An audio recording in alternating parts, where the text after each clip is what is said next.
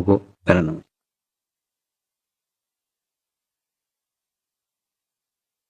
प्रत्येक कार्यक्रम के पहले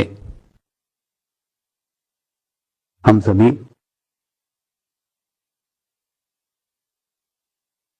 गुरु वंदना करते हैं, यानी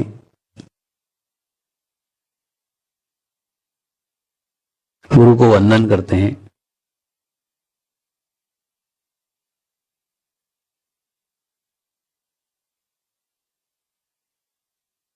समर्पण ध्यान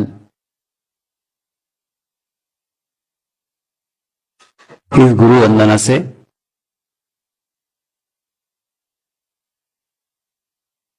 अलग नहीं है।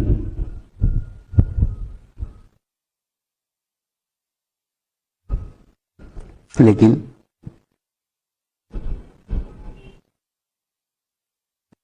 हम गुरु वंदना करते हैं। गुरु वंदना करने की नहीं,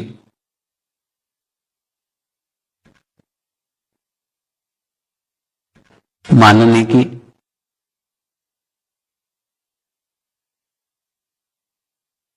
आवश्यकता है।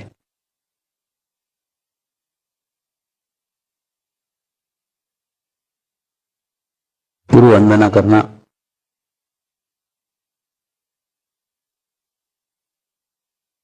मुख से होता है, शरीर से होता है,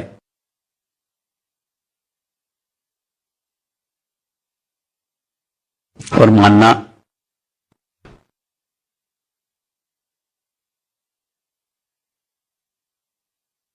आत्मा का भाव है।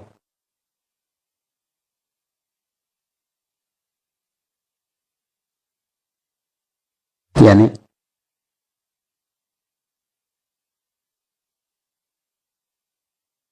समर्पण ध्यान में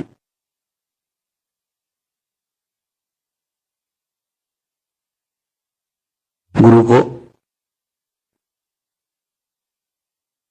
आत्मा से मानते हैं।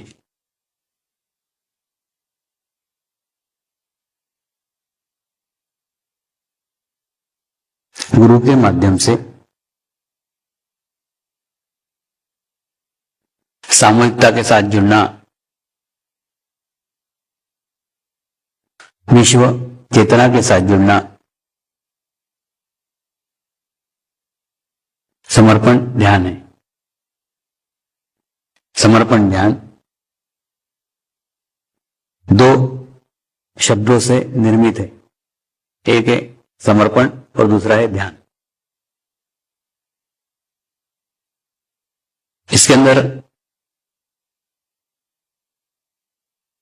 एक शब्द कठिन है, एक शब्द आसान है। समर्पण शब्द कठिन है, ध्यान शब्द आसान है। वास्तव में समर्पण करना होता है और ध्यान हो जाता है। यानी दो शब्दों से संपूर्ण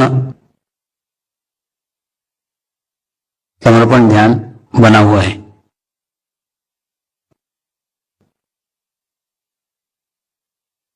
ध्यान आत्मा का भाव है। ध्यान में कुछ भी करना नहीं होता, कुछ नहीं करना ही ध्यान है।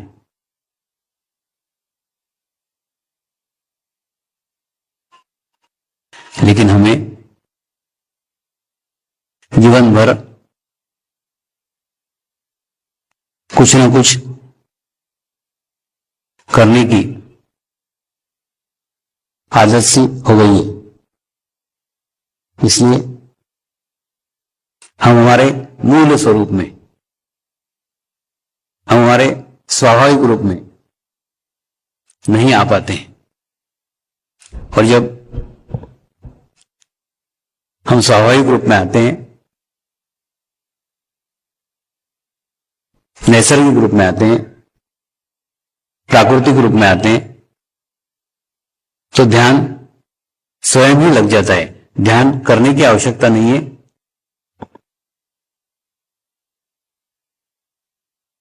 हां, समर्पण करने की आवश्यकता है।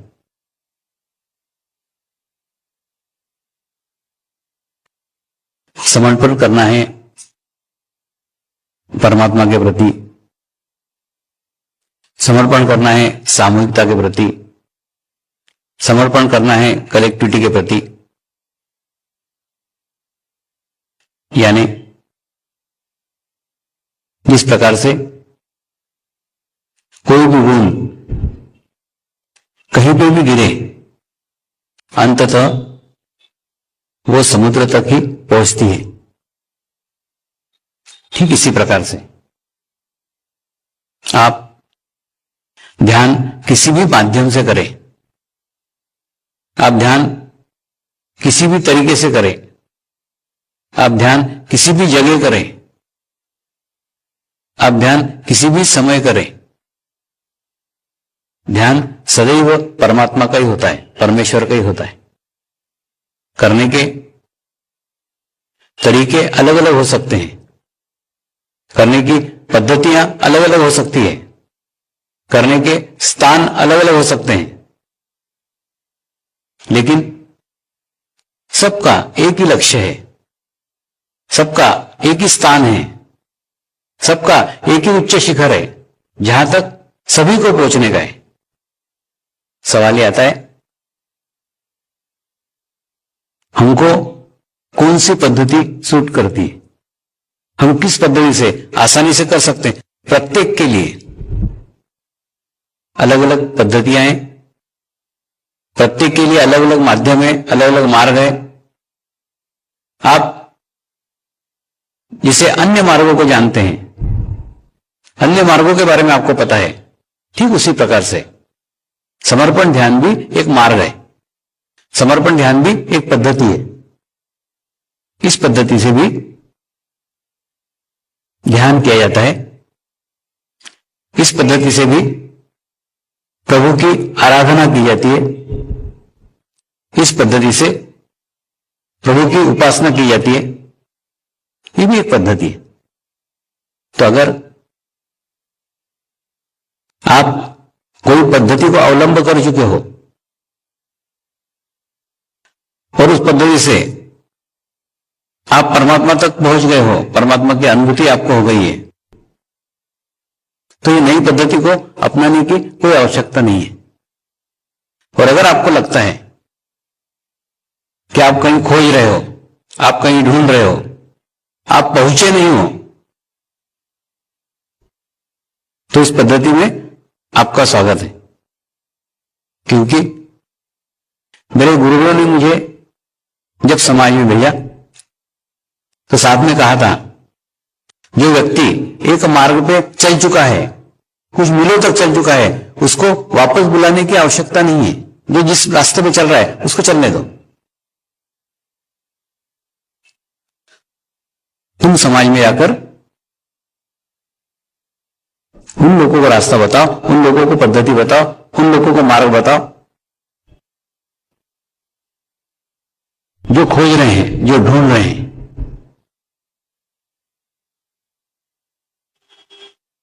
तो सबसे पहले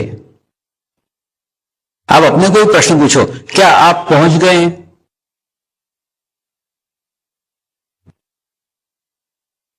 अगर पहुंच गए तो फिर खोज नहीं होना चाहिए, ढूंढना नहीं होना चाहिए, भटकना नहीं होना चाहिए, बाहर देखना नहीं होना चाहिए।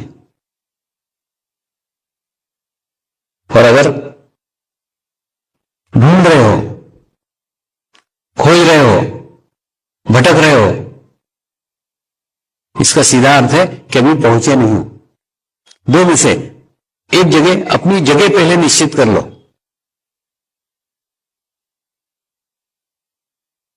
पहुंचे हो या पहुंचना बाकी है, उसी के ऊपर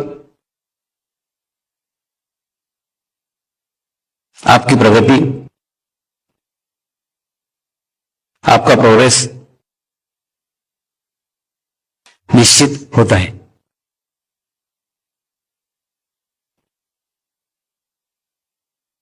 जिस प्रकार से मैं बचपन में परमेश्वर की खोज के लिए निकला था, तब कबूल किया था कि परमेश्वर को पाया नहीं है, परमेश्वर मिला नहीं है, परमेश्वर की अनुभूति हुई नहीं है, पर परमेश्वर को खोजना चाहता था, परमेश्वर को जानना चाहता था, परमेश्वर को अनुभव करना चाहता था। तो पहले कबूल किया कि परमेश्वर को पाया नहीं है, इसीलिए खोज रहा हूं। तो खोजो तो प्रामाणिकता से खोजो।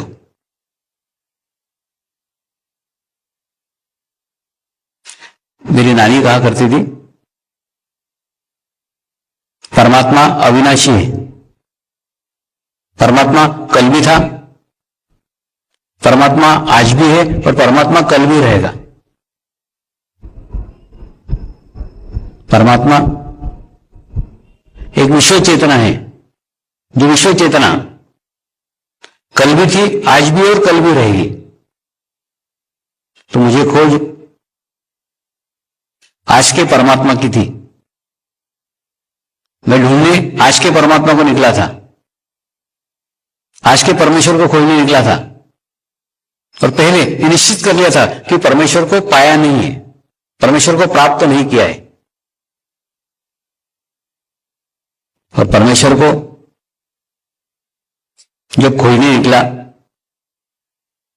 परमेश्वर को जब ढूंढने निकला, तो अपने हृदय के पट पूर्णतः खोल दिए थे।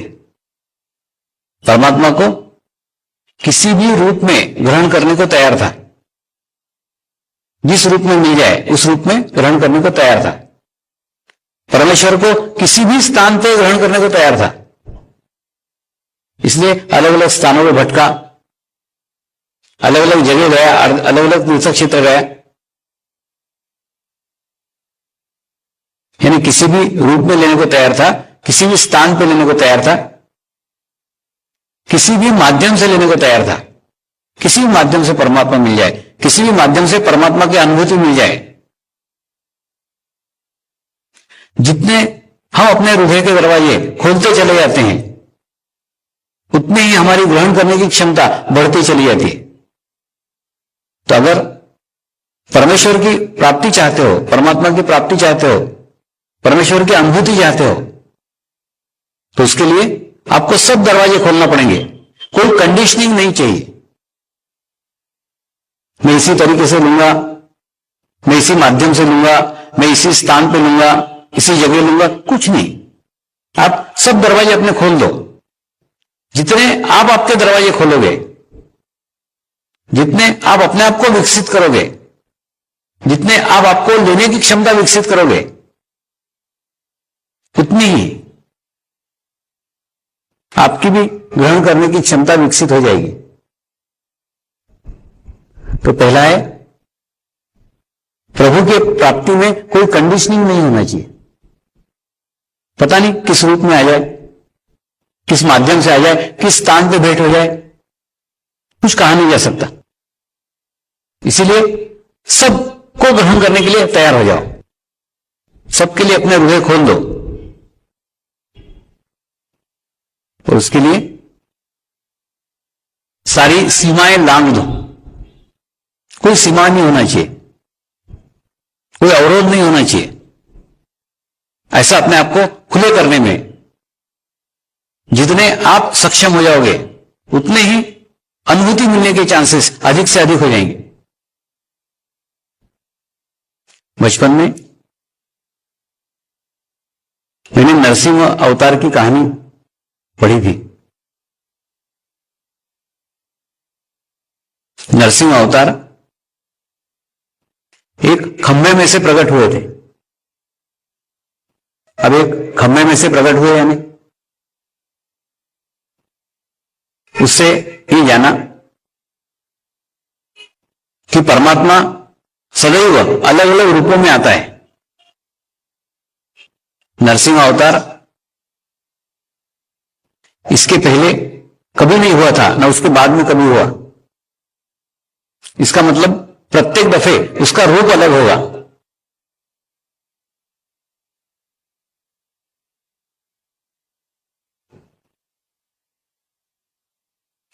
और प्रत्येक दफे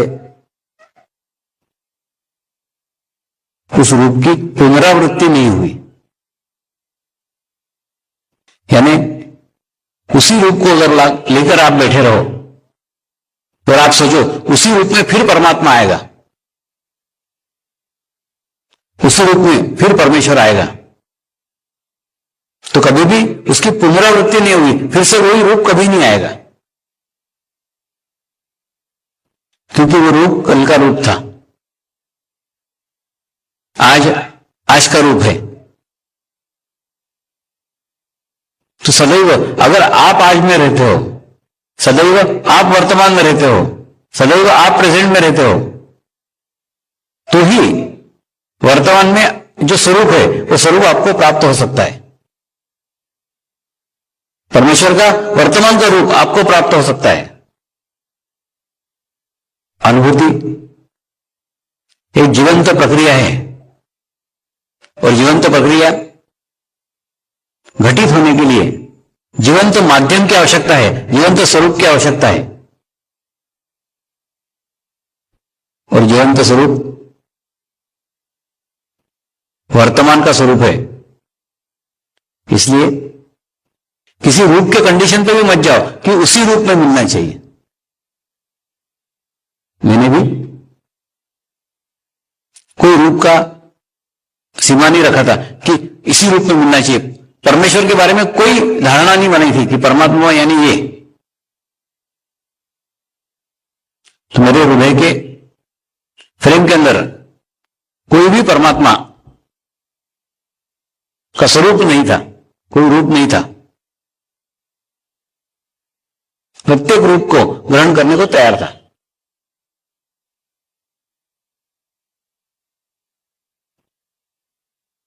ऐसे ढूंढते ढूंढते जब गुरुदेव के सानिध्य में गया, और गुरुदेव के सानिध्य में जाने के बाद परमात्मा की अनुभूति हुई, और अनुभूति होने के बाद सारी खोज, सारी भटकन समाप्त हो गई, और अंतर यात्रा शुरू हुई, अंदर की यात्रा शुरू हुई, इनवर्ड जर्नी चालू हुई। फिर परमात्मा को खोजना, परमात्मा को ढूंढना सब बंद हो गया। मेरे गुरुजी भी परमात्मा नहीं थे, ये मुझे मालूम था, क्योंकि कोई भी शरीर परमात्मा हो ही नहीं सकता। तो पता था, जानता था कि ये परमेश्वर नहीं है, फिर भी उनको परमेश्वर माना।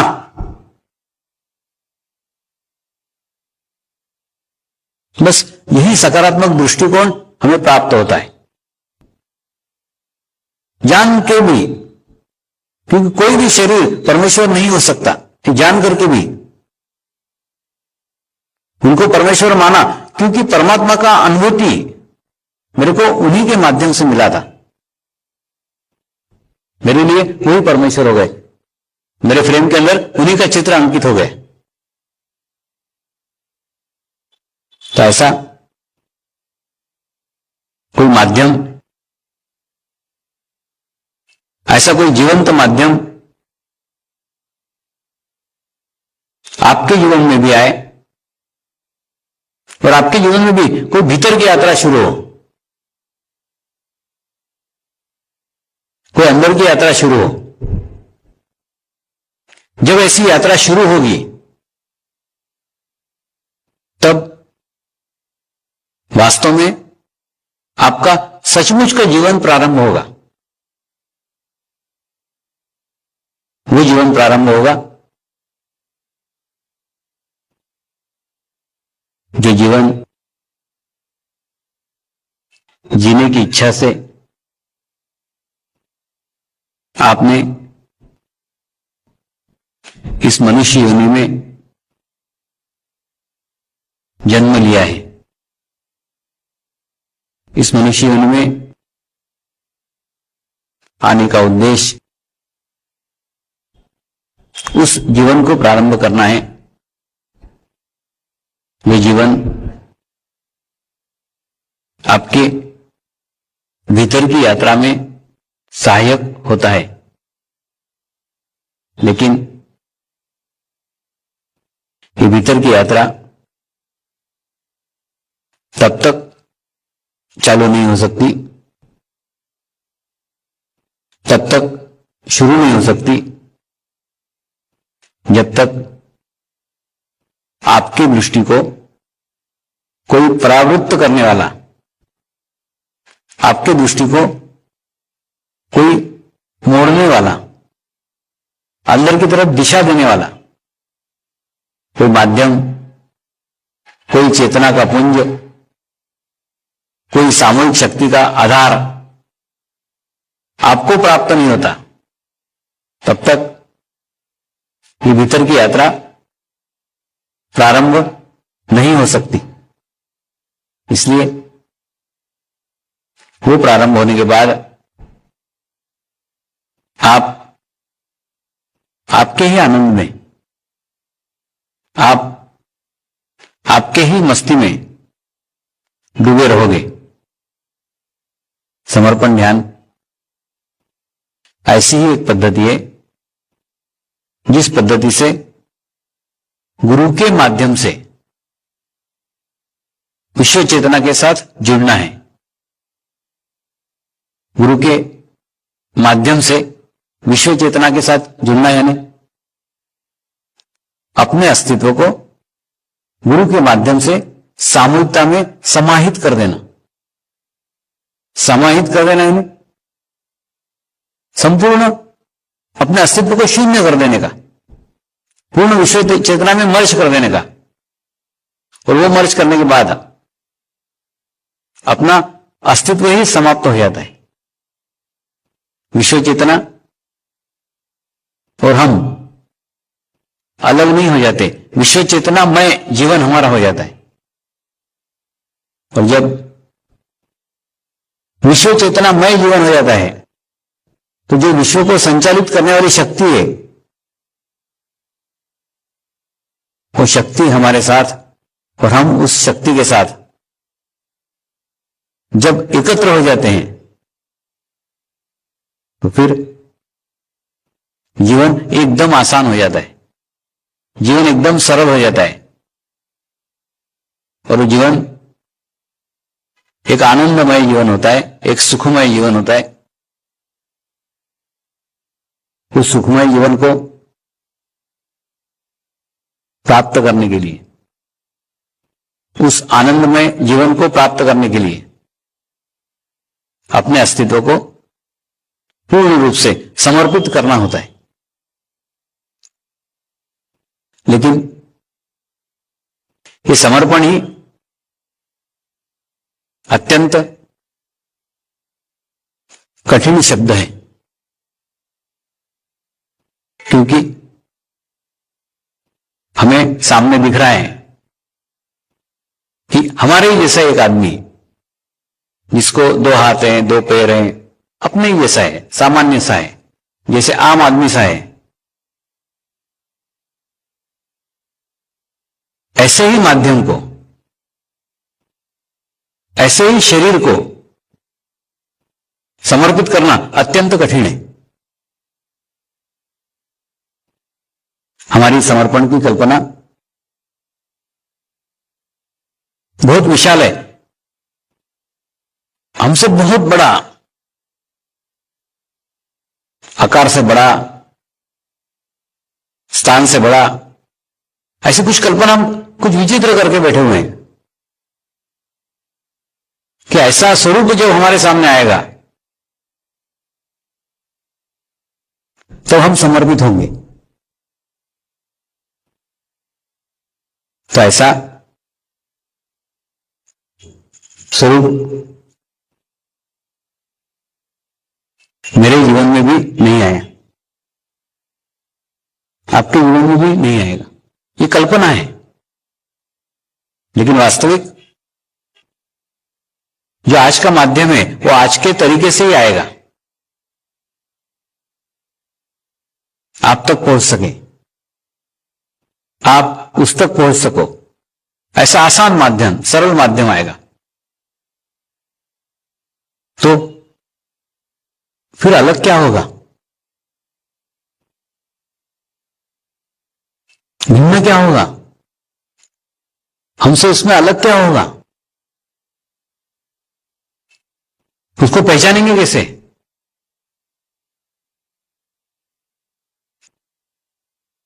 उसको जानेंगे कैसे? तो अलग सिर्फ अनुभूति अलग होगी, यानी इन आंखों से जो देख सकते हो उसमें कुछ भी अलग नहीं है, समान है, एक जैसा है, एक सा है, कुछ भी अलग नहीं है। बस अलग है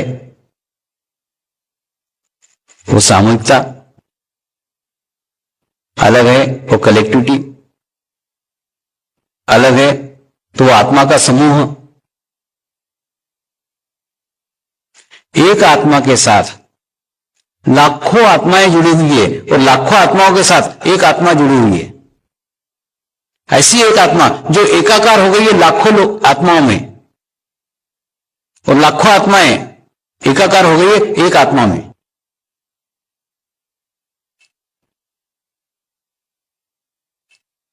यह आत्मा अलग है, बाकी सब समान है, सिर्फ ये आत्मा अलग है। लेकिन उस आत्मा को, उस आत्मा की अनुभूति को, उस आत्मा की सामूहिकता को, उस आत्मा की कलेक्टिविटी को आंखों से देखा नहीं जा सकता।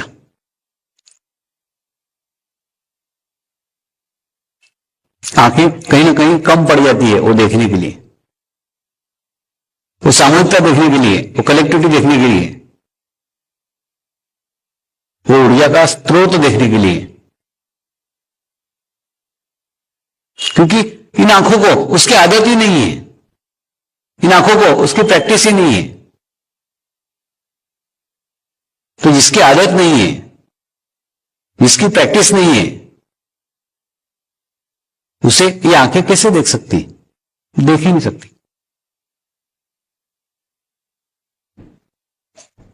यानी उस आत्मा को देखने के लिए ये आंखें पर्याप्त नहीं है। तो ये आंखें हमें बंद करना होगी।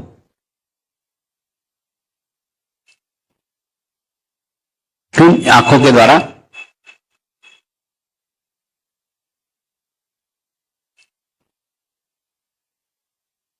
यह सब देखा नहीं जा सकता। और जैसे ही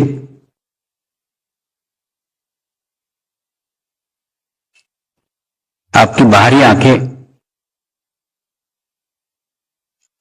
बंद होगी, आपकी भीतर की चित्त रूपी आंख खुल जाएगी।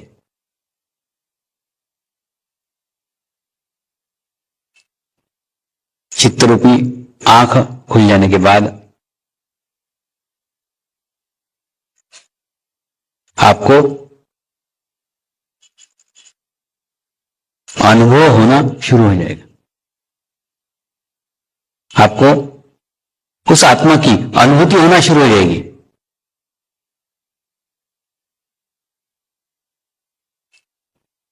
और जब आत्मा की अनुभूति होना शुरू हो जाए, आत्मा का अनुभव होना शुरू हो जाए,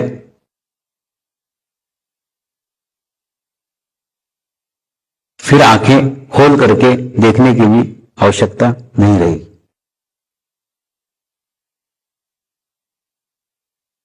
फिर भीतर से ही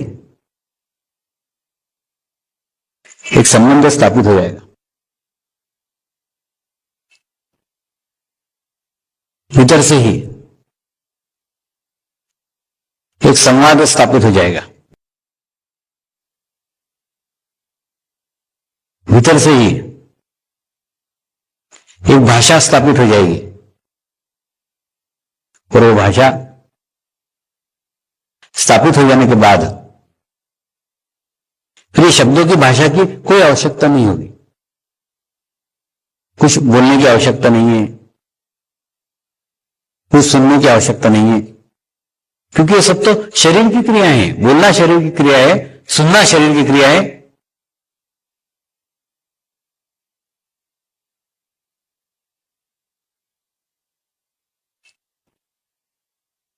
सिर्फ अनुभव करना शुरू हो जाएगा, अनुभूति होना शुरू हो जाएगी। जैसे जैसे आपकी आत्मा शुद्ध होती जाएगी, पवित्र होती जाएगी, वैसे वैसे ही आपको वो आत्माओं के समूह के करीब ले जाएगी, पास ले जाएगी, सामूहिकता में ले जाएगी, कलेक्टिविटी में ले जाएगी। जैसे ही आपकी आत्मा सामूहिकता में जाएगी, कलेक्टिविटी में जाएगी, वैसे वैसे शरीर का भाव छूटता चला जाएगा, शरीर का एहसास छूटता चला जाएगा, शरीर की क्रियाएं छूटती चली जाएगी। सुन रहे हो शरीर से, लेकिन सुनाई नहीं आ रहा है। देख रहे हो आंख से, लेकिन दिख नहीं रहा है। इसलिए नहीं सुने आ रहा है, इसलिए नहीं दिख रहा है, क्योंकि अनुभव होना शुरू हो गए, अनुभूति होना शुरू हो गई है। और एक बार अनुभूति होना शुरू हो जाए, फिर कुछ सुनने की, फिर बोलने की कोई आवश्यकता नहीं रहती। समग्र ज्ञान, विश्व का सारा ज्ञान, विश्व का सारा नॉलेज आप अनुभूति के द्वारा प्राप्त कर सकते हो, प्राप्त हो सकता है।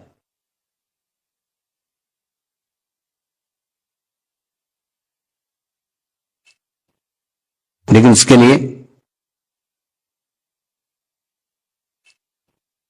समर्पण अत्यंत आवश्यक है।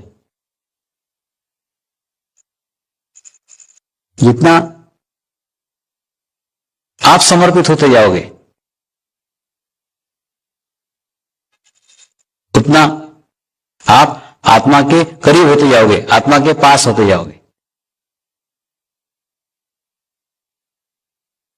समर्पित होना यानी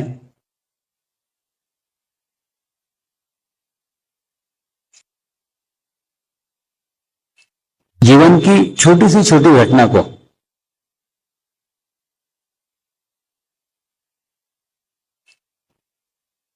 जीवन की छोटी से छोटी बात को सकारात्मक रूप से ग्रहण करना।